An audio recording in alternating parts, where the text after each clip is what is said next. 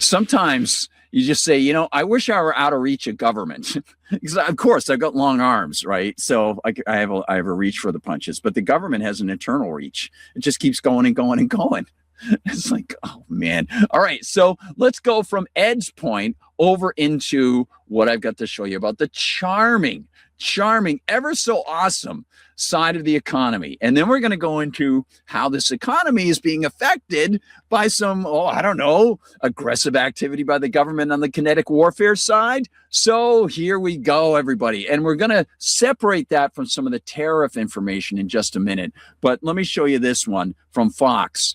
Look how you got it. New Hampshire's Caroline Leavitt and the Chuckler, I'm going to call him the Chuckler, not only make light of economic problems, millions of people are correct to protest, but they add pile after pile of obnoxious, clearly careless lines about war, about foreigners, and specifically about nations to which the U.S. taxpayer was forced to bring thousands of deaths. Now, I know I might be prejudicing this whole thing in your eyes here, okay? So please excise this from your thoughts if you think I'm being too prejudicial as I go into this as a preview. But this is where we're going. These people, Caroline Leavitt and the Chuckler from Fox, show contempt for the taxpayer, for the foreigners, and then for the man whom the U.S. recently assassinated along with most of his family in Iran's religious leadership, all while they sit in front of a tax-funded celebration of purported freedom. Orwell would not have included this level of absurdity in 1984 because it would have been beyond the pale. By the way, it's rich to see Caroline Leavitt mock people for being lazy when she derives her income off the productive capacity of others, and that is undeniable. So you'll see, as I've got here, this is my comment coming before it, but I'm going to go back to my comment in a minute, and I'm going to show you this item from Caroline Leavitt. Don't you just love Caroline Leavitt because she's such a charmer? Yeah, so let's get to the charming Caroline Leavitt. Astounding arrogance. Here we go.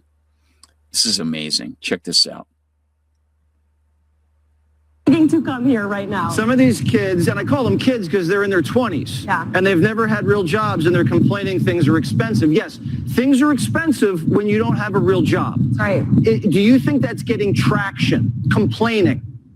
Unfortunately, I do, because this generation, my generation, I hate to say it, Gen Z and those younger than me have been raised with just silver spoons in their mouths, just getting everything handed to them. That's not the values this country was built on. It was built on meritocracy and hard work, pulling up your sleeves, pulling yourself up from your bootstraps, and achieving the American dream. And we need to protect it with all we got. Is it laziness? A little bit. Is it because the professors said country's corrupt, it's evil, and we just need to shake them down and hand money out? It's laziness, and it's the liberal indoctrination. You bring up a great point about our education system. However, I will say a silver lining, so many parents that I talk to across the country are homeschooling, are turning to private education, are turning towards Christian schools across the country because they don't want their children being taught these communist and liberal ideas slammed down their throat. It's why President Trump in the White House has advocated so strongly for school choice across the country. We want kids to be taught to love our country. They should. It is the greatest country in the history of the world. All right. I say, if they misbehave, just make all these young kids join the army,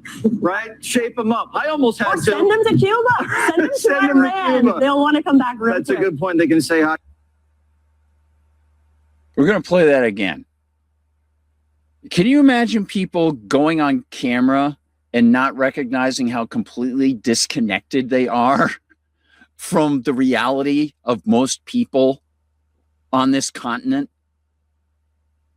Not just America, but North America. That's just stunning. And I know it's not connected directly to the Canadian government, but we'll show you what the United States government is doing with the Mexico-Canadian-United States trade agreement, which is throwing it in the toilet. Their arrogance, it's just It's breathtaking. You know, you get these things, you think you become acclimated to it, and then every once in a while, it's like another cold, frigid air breeze comes in. You're like, whoa, oh yeah, I forgot.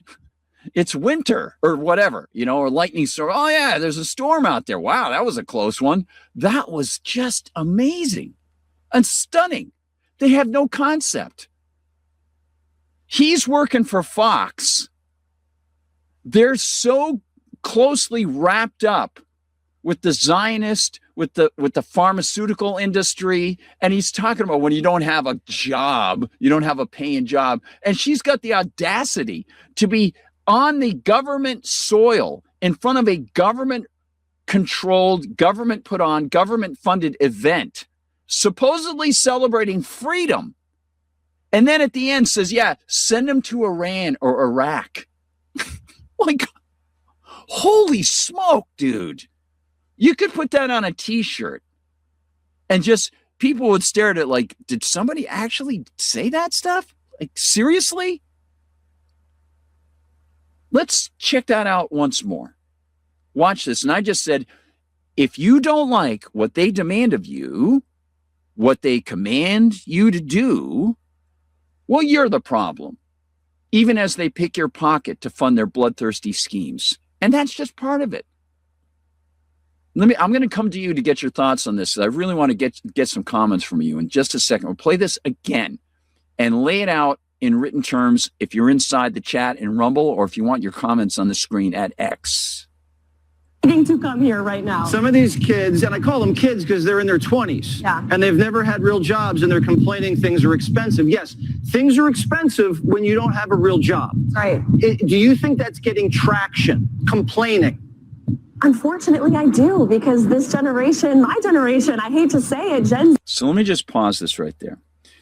So what's going on here is they are pushing, as you probably are aware, I'm probably not telling you anything, but they've seen the results of those elections in Colorado, New York, and so on. They've seen how the socialists who are pro-peace are gaining traction because the warmonger maniacs out there who happen to be populating the White House right now are different than the warmonger maniacs who were there before under Biden. And they're even more warmonger maniacs now they've attacked Iran. And people don't want that. And so people who are saying, hey, maybe not cool, are adding to it their side, as we've discussed most of the days this week, which is they shouldn't be spending all this money on this warfare stuff. And then you get the other side, the other wing of the statist predatory bird. It should be spent here where I think it is good to spend it. I'm a socialist and I want this for welfare, or I want this for the environment or whatever, right? So they're playing again on the typical thing, which is if you don't go with us, then clearly you're a communist socialist. Not mentioning that they too are collectivists and are trying to direct your money towards warfare, towards the 10% stake that they've got in Intel and their fascism. I mean, how much more clear could it get? You've got no option. And unless people like Marjorie Taylor Greene and Tucker Carlson point out these fundamental definitional lessons, then if they start another party, it'll go in the same direction. They've got to be hard and fast about the difference between individual sovereignty and collectivism. And it doesn't matter whether Donald Trump tries to label his enemies communists. He's a fascist and he's a communist. And so that's where Jesse Waters was going with that. That's his little subtlety, which is not very subtle, right? Me and those younger than me have been raised with just silver spoons in their mouths, just getting everything handed to them. That's all right. Going to go over to your comments. I saw some great ones over there from MOE about hitting people with a hammer. It's like Leonard Nimoy. Well, if I had a hammer, I'd hammer in the morning. I'd hammer in the evening all over this land. Yes, indeed. I'm doing it intentionally poorly. Right. Okay. So we're going to go up here. MOE says, I want to beat dip S's like these two with a hammer. You know, that tool they've never wielded.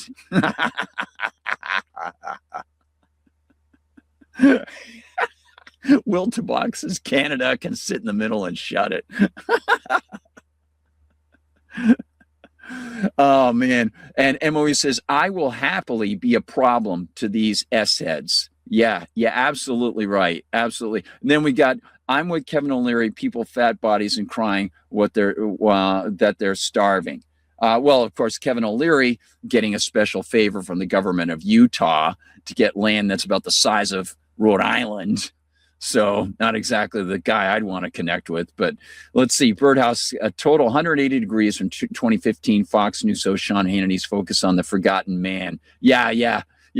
Well, it is interesting because, of course, Sean Hannity, it's only the forgotten man as long as it can lend a patina towards you looking like you're the downtrodden guy in politics and you're fighting the big guy, the Goliath, you're the David. But then if you actually look at all the little weapons that David's got in his pockets, they were all stolen from other people. They're called things like fascism. They're called things like special interests and crony capitalism, stuff like that. It's the same thing, right? They're no different. Just incredible. Hey, Dad Guy, good to see you there. Yep. And Kevin is a traitor, but he's right. Yeah. Sentimentally, it's the hypocrisy is the thing that bothers me. It's like Elon Musk, right? Elon Musk sometimes talks a good game for freedom, and yet he's one of the biggest recipients of government loans and government programs and connections to friends who are connected to foreign governments that are literally taking people's land so that they can plunk down the ZAs, right? I don't hear him speaking up about those things. It's so ridiculous. They got Malay, right? So-called free market dude. He's all in favor of Israel. They're literally slaughtering people in an occupation zone, and he calls himself pro-freedom. It's like, what? No. Can we just have some consistency? Come on. Jeez. Anyway, that's making light of something again. I want to get serious about that woman, Caroline Leavitt, and what those guys are saying, because that is the MO that through generations, if you were to look at, some of the people who were existing in the late 1800s, looking at the old Victorian days and the empire then and the Oriental expansion in the Orient and so on, so many people protested that sort of thing. You look at the people in Hawaii. I dated a girl from Hawaii who was saying what they did to Hawaii was just atrocious. And she has a family they still have land from the old Hawaiian days. They come from native Hawaiian stock. And so all these things are simmering, and they sometimes they get overlooked. Sometimes there are so many you can't see them all. But it becomes very stark when you hear a person like her and you hear Jesse Waters just laughing about it. And then, send them to Iran.